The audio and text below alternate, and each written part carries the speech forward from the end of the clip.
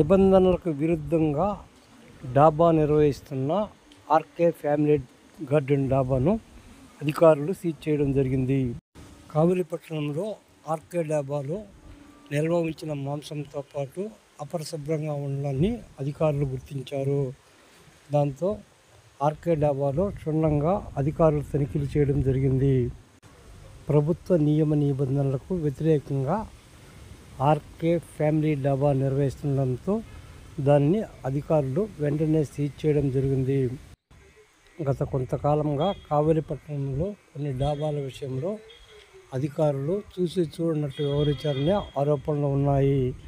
ఈ పరిస్థితుల్లో బుధవారం అధికారులు తనిఖీలు చేపట్టడంతో ఆర్కే ఫ్యామిలీ గార్డెన్ డాబాను సీజ్ చేయడం జరిగింది.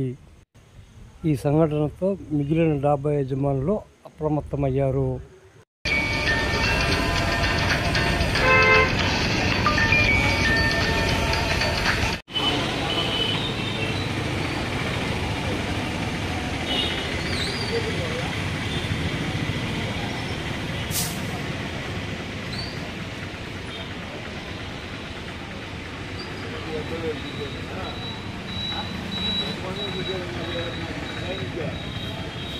Thank you.